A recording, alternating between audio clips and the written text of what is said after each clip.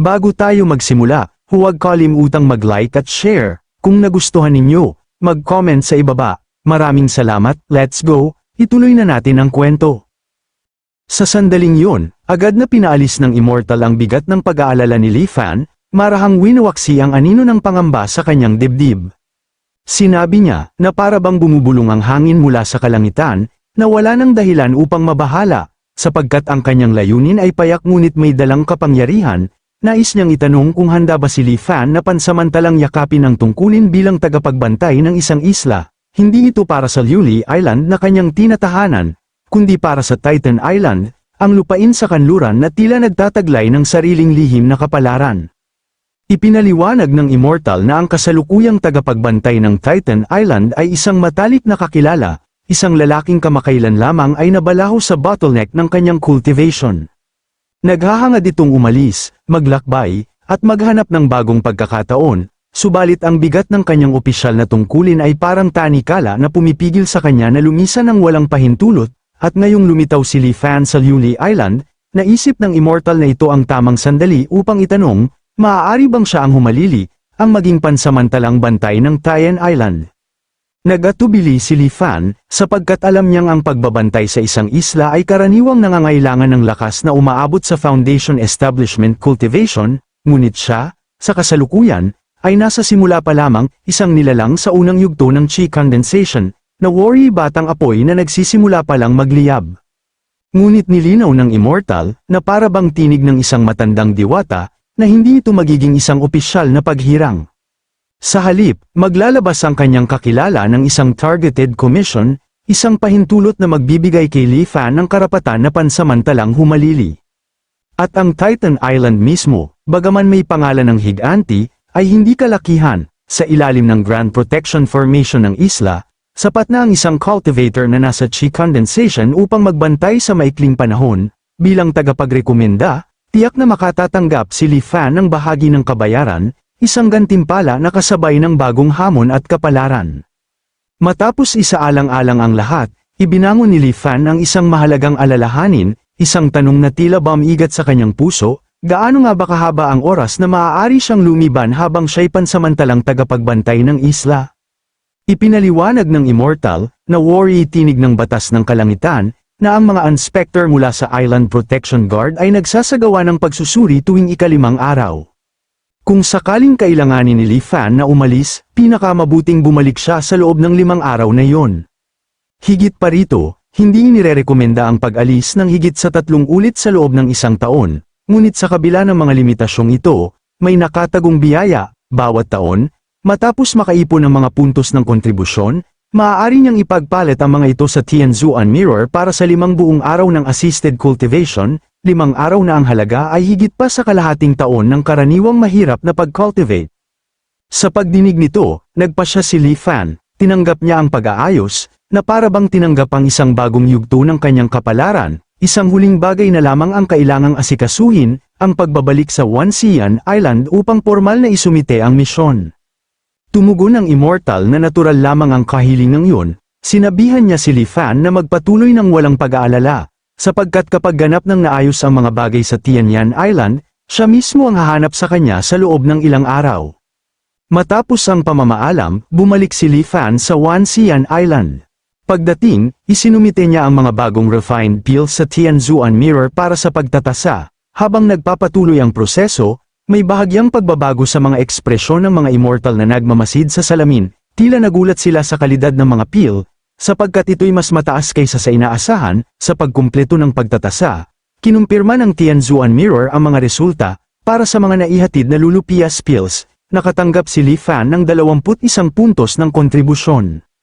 Hindi nagtagal, kinuha ni Li Fan mula sa kanyang storage ring ang ginto, pilak, at ang halting steel fragment. Hiniling niyang ipagpalit ang mga ito, mabilis na ipinadala ng Tianzuan Mirror ang mga resulta. Ang batch ng ginto at pilak ay nagbigay ng 235 puntos ng kontribusyon, samantalang ang halting steel fragment, isang wondrous item of heaven and earth, ay tinasa bilang mahusay at na-convert sa kabuuang 1,968 puntos ng kontribusyon. Habang ang kanyang kabuuang kontribusyon ay biglang tumaas ng husto, nanatiling kalmado si Li Fan sa panlabas na anyo, Hindi niya agad ginastos ang mga puntos, sa halip, ibinangon niya ang tanong na matagal nang bumibigat sa kanyang isipan, humingi siya ng impormasyon mula sa Tianzuan Mirror tungkol sa mga potensyal na sakuna na maaaring sumiklab sa rehiyon ng Gongshan Sea sa nalalapit na hinaharap. Ang nakapalibot na espasyo ay biglang natahimik, para bang ang mismong hininga ng kalangitan ay napigil, dahan-daang pumanglaw ang kapaligiran, tila ba ang Tianzuan Mirror ay nagsasagawa ng malalim na pagbubuo ng mga lihim na kalkulasyon ng langit at lupa. Pagkaraan ng ilang sandali, tumugon ang salamin, isang tinig na malamig ngunit puno ng awtoridad. Sinabi nitong matatag ang mga galaw ng kalangitan at ng lupa sa kasalukuyan, ayon sa kanyang mga kalkulasyon, walang malalaking kalamidad ang magaganap sa rehiyon sa loob ng susunod na 10 taon. Nang marinig ito, napanatag ang loob ni Li Fan, na worry na kahinga ng mas maluwag sa bigat ng mga pangamba. Ngunit hindi siya tumigil doon, humingi siya ng karagdagang kaalaman tungkol sa Lulupias Pill. Ipinaliwanag ng Tianzuan Mirror na ang Lulupias ay isang auxiliary elixir, karaniwang ginagamit ng mga cultivator mula sa Qi condensation hanggang foundation establishment stage. Sa sandaling makonsumo, nagdudulot ito ng kilanawan ng puso at isip, katulad ng isang glazed crystal na kumikislap sa dilim. Dagdag pa ng salamin, ang pill ay nagbibigay ng epektong katulad ng spiritual enlightenment, isang liwanag na nagpapalalim ng pag-unawa sa mga cultivation technique at seeds. Higit pa rito, maaari pang mag-stack ang mga epekto nito sa assisted cultivation na ibinibigay ng Tianzuan Mirror. Sa huli, sinabi ng salamin na ang Lulupias ay nasa sukdulang mataas na demand, at ang presyo nito ay nagbabago-bago sa pagitan ng 5 at 6 na puntos ng kontribusyon bawat isa. Isang bahagyang ngiti ang gumuhit sa labi ni Li Fan habang nakatitig sa salamin, malinaw niyang naaalala na ang Lulupias Pill ay malapit ng maubos, kung gayon, tiyak na tataas ang halaga nito sa paglipas ng panahon. Nang walang pag-aalinlangan, gumastos siya ng 2,100 puntos ng kontribusyon at bumili ng 350 Lulupias Pill sa isang transaksyon. Habang siya'y lumilingon upang umalis, isang biglang pag-iisip ang sumulpot sa kanyang isipan. Naalala niya ang mga Liuli Fish School sa Liuli Island, halos ganap ng naglaho sa hindi malamang dahilan. Dala ng impulso, ipinadala niya ang impormasyong ito sa Tianzuan Mirror. Agad na lumitaw ang notification, dagdag 1 contribution point. Malamig at walang damdamin ang tinig ng salamin nang kumpirmahin na napatunayan ang intelligence at ginantimpalaan ng 1 punto. Sandaling napatigil si Li Fan, ang mahalagang intelligence ay nagbigay lamang ng 1 punto, hindi niya maiwasang magtaka, mayroon bang sariling kalooban ang Tianzuan Mirror? Ngunit di naglaon, napatunayan ng mga pangyayari ang bigat ng kanyang ibinigay na impormasyon, mabilis na tumugon ang merkado, na para bang isang bagyo ng kasakiman at pagnanasa. Ang presyo ng Lulupias Pills ay biglang tumalon mula 6 na puntos bawat isa patungong siyam. Kumalat ang balita sa buong Huanshan Island, ang Lulupias Pills ay nasa bingit ng pagkalipol. Ang biglaang pagbabago ng presyo ay nakaakit ng mga mamimiling walang kaalaman, na nagdulot ng mas matinding pagtaas. Bahagyang ngumiti si Li Fan, nang makita niyang tama na ang timing, at alam na ang matagal na speculation ay magdadala lamang ng panganib. Pinili niyang ipagbili ang lahat ng 350 pill ng direkta sa Tianzuan Mirror, tinanggap ng salamin ang mga ito sa presyong 10 puntos ng kontribusyon bawat isa. Sa isang iglap, kumita si Li Fan ng 3,500 contribution points, at umabot ang kanyang kabuuang puntos sa 3,629. Ngunit kahit na may malaking kita, hindi niya hinayaang ang kasakiman ay magdilim sa kanyang paghatol. Malinaw niyang nauunawaan na ang biglaang pagtaas ng presyo ay bunga lamang ng pagkabalisa at walang katapusang speculation. Kapag nabawi ng mga cultivator ang kanilang composure, tiyak na babalik ang halaga ng Liuli Pills sa makatwirang antas. Tulad ng inaasahan, nang muling maging matatag ang merkado, binili ni Li Fan ang Lulupias Pills sa mas mababang presyo, sa pamamagitan ng isang matalinong operasyon. Nadagdagan niya ang kanyang mga puntos ng 600 at nakakuha pa ng 100 pill ng walang gastos. Isang tagumpay na tila isinulat ng kapalaran mismo. Nagpatuloy siya sa pagbili ng malalaking halaga ng mga cultivation items, protective Dharma manuals, hidden Qi talismans, elementary formation plates, at elementary alchemy seeds. Bumili siya ng walang pagpipigil, hanggang sa halos mapuno ang kanyang storage ring, ngunit kapalit ng mga paghahandang ito, ang kanyang mga puntos ay bumagsak ng husto, na iwan na lamang sa 346. Pagkatapos makumpleto ang lahat, kinain ni Li Fan ang isang Liuli peel, binuhay ang assisted cultivation mode, at nagsimulang mag-cultivate ng lesser amplification water art.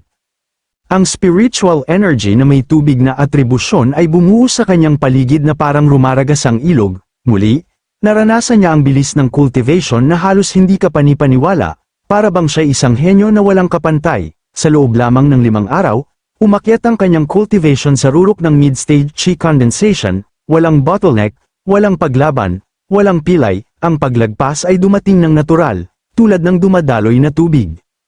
Bagaman lubos na nasiyahan, hindi maiwasang magdalamhati ni Li Fan sa pagtatapos ng sesyon, at sa sandaling iyon, dumating ang kahilingan sa pagbisita mula sa Immortal. Bago payagan ang pagpasok, kinuha niya ang isang hidden Qi talisman mula sa kanyang storage ring at ikinabit ito sa kanyang katawan.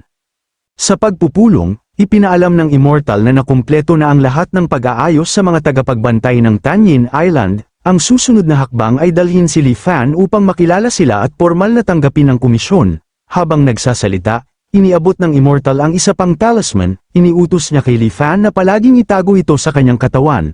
Huwag magsalita ng labis, at iwanan sa kanya ang lahat ng bagay. Habang hawak ni Li Fan ang talisman, isang pakiramdam ng pagkalito ang bumangon, mabilis niyang nakilala ito bilang isang prestige talisman. Kung hindi niya binili ang parehong item kanina, hindi niya ito madaling makikilala. Hindi tulad ng hidden Qi talisman, ang prestige talisman ay dinisenyo upang itaas ang ipinapakitang cultivation realm ng isang tao. Agad niyang naunawaan ang tunay na intensyon ng Immortal. Mula sa simula, ang pahayag na sapat ang isang Qi condensation cultivator upang bantayan ang isang isla ay hindi totoo. Nais ng Immortal na magpanggap si Li Fan bilang isang foundation establishment cultivator, tanggapin ang komisyon sa ilalim ng huwad na pagkakakilanlan, at kumita mula sa pagkakaiba ng kabayaran. Ang agwat sa kabayaran sa pagitan ng foundation establishment at Qi condensation cultivator ay napakalaki. Malinaw kay Li Fan na ang Immortal ay lubos na mapanuri, at ang pakikipag-ugnayan sa ganoong tao ay mapanganib, ngunit wala siyang mas magandang opsyon. Ikinabit niya ang prestige talisman sa kanyang katawan at tinanggap ang kahilingan sa pagbisita mula sa tagapagbantay ng Tanyin Island. Muling sinuri ni Zhou Qingang si Li Fan mula ulo hanggang paa, at malinaw na ipinakita ang kasiyahan. Nang walang pag-aatubili, naglabas siya ng targeted commission para sa Immortal. Matapos tanggapin ito ng Immortal, inilipat niya ang komisyon kay Li Fan. Ang mga kondisyon ay hindi labis na mahigpit, kaya tinanggap ito ni Li Fan nang may kaunting kahirapan.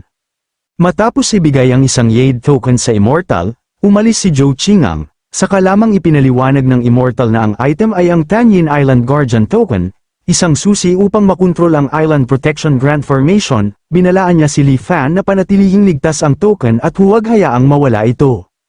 Tinanggap ni Li Fan ang token at sumunod sa Immortal patungo sa Island Protection Grant Formation. Sa kanyang isipan, inakala niyang makikita ang isang isla na katulad ng Liuli Island, matatiyog na bundok, siksik na spiritual energy, at maunlad na paninirahan. Ngunit sa sandaling tumapak siya sa isla, biglang nagbago ang kanyang ekspresyon. Ang hangin ay sobrang lamig, tila ba may nakatagong sumpa. Ang mga mortal na naroroon ay parang walang buhay, manhid, mabagal, katulad ng mga bangkay na naglalakad. Ang kanilang mga mata ay hungkag at mapurol. Ngunit nakatitig kay Li Fan na may kakaibang pagkamuhi na hindi maipaliwanag. Isang kilabot ang tumakbo ng diretsyo sa kanyang gulugod, na para bang ang mismong isla ay bumubulong ng panganib.